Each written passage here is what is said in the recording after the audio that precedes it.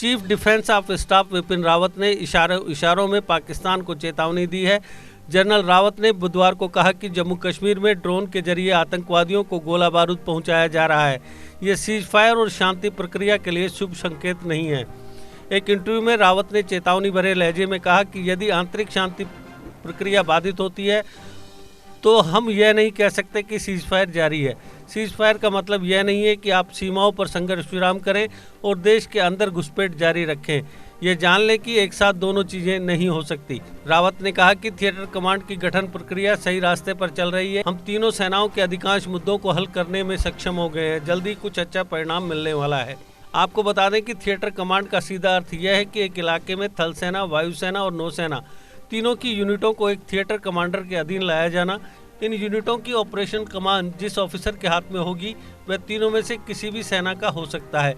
अभी तीनों सेनाएं स्वतंत्र ढंग से अपना काम करती हैं। थिएटर कमांड स्थापित होने से ये सबसे बड़ा फर्क देखने को मिलेगा कि जो काम किसी एक सेना ने किया वह दूसरी नहीं करेगी।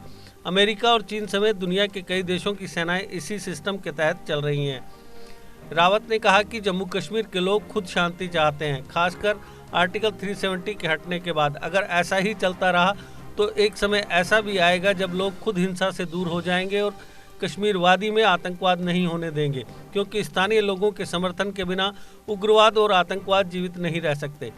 रावत ने बताया कि कुछ युवाओं को गुमराह किया गया है। मुझे लगता है कि हमें उनकी पहचान करने और यह देखने की ज़रूरत है कि हम उनके साथ कितनी अच्छी तरह बातचीत कर सकते हैं।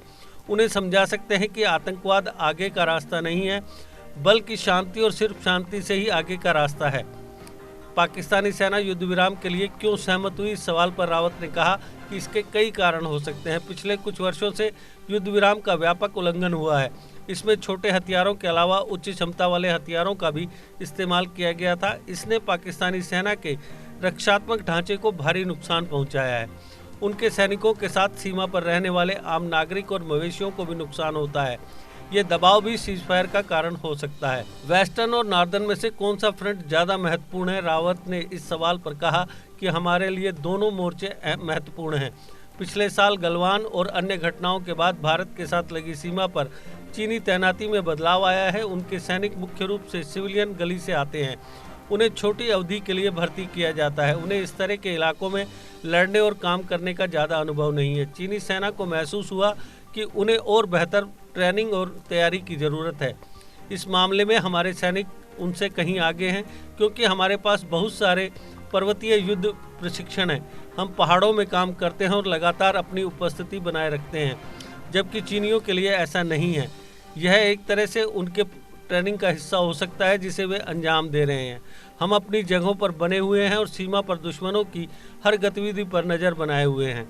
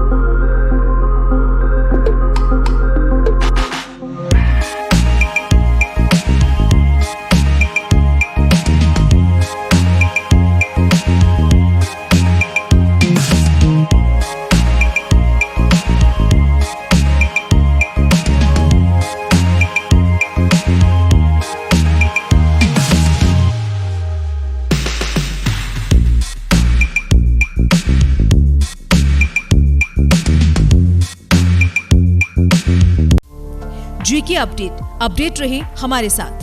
अगर आप ये वीडियो YouTube पर देख रहे हैं तो हमारे YouTube चैनल को सब्सक्राइब करें और बेल आइकन को क्लिक करें। अगर आप ये वीडियो Facebook पर देख रहे हैं तो हमारा Facebook पेज लाइक जरूर करें। For advertisement please contact 705-109-1811।